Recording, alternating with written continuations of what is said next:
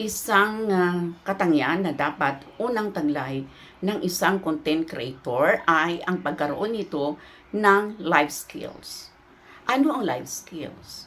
Life skills are our ways of adapting or being adapted to a challenging content creation. Ito ay mga strategies na ginagamit o ginagawa natin upang ating harapin at mapatagumpayan ang anumang mga hamon o mga challenges sa paggawa ng content.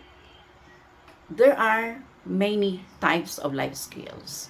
Let me calibrate briefly these life skills na dapat taglay mo kung ikaw ay content creator. Una, self-awareness. Self-awareness is understanding oneself, your interests, your skills, your talents, your habits, anything about you, your strong points, and your weaknesses. That is self-awareness, knowing who you are.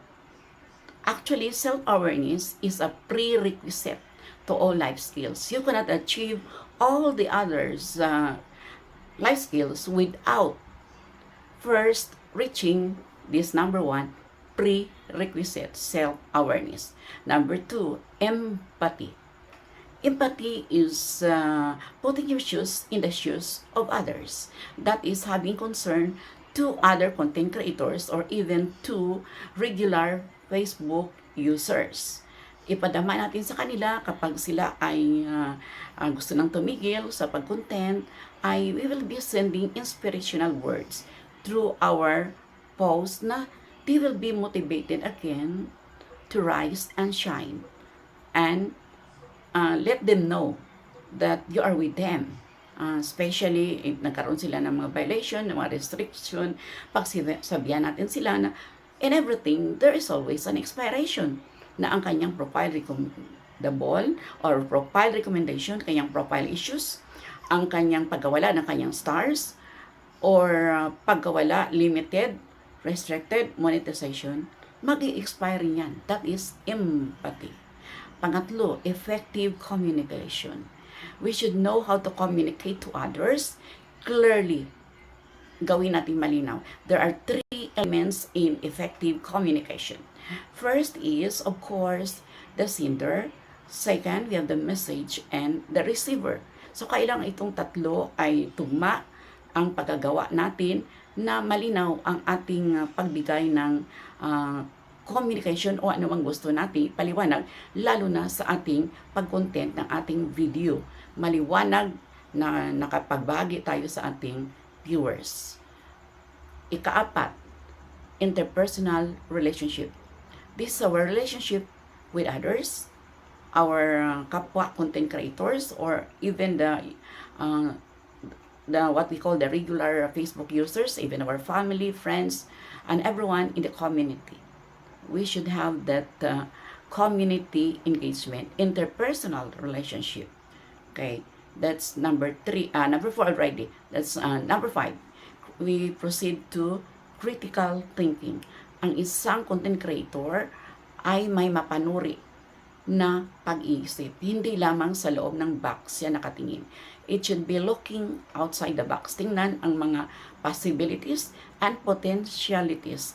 That is critical thinking, na mag-iisip na may iba-iba kang pagsusuri, hindi lamang na sabihin mo isang word na ano ang content creation. So dapat bakit may content creation? Ano-ano ang mga benefits ng content creation? So many as you can. So that is critical thinking. So we are now in the next number. That's the creativity. Creative thinking. Kaya nga tayo content creator dahil we'll create something or produce something out of nothing na hindi tayo nangopya.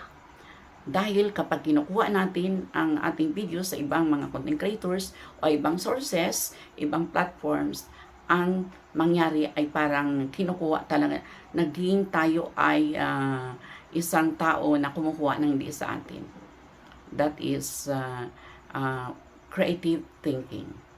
Okay, next, we'll proceed. Ang isang content creator ay dapat may ability to refuse. Refusal skills. Marunong kang mag-refuse.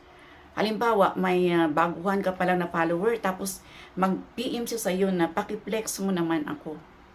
Wala nga pa siyang nagawa ng mga engagement sa post mo, paki-flex na raw. So, you should answer him or her in a good manner naman, no?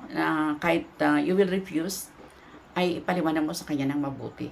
At kapag may nagbigay sa atin ng challenge na ang kapamakan ay ating buhay, ang ating reputation, wag na wag natin gawin. That is our refusal skills.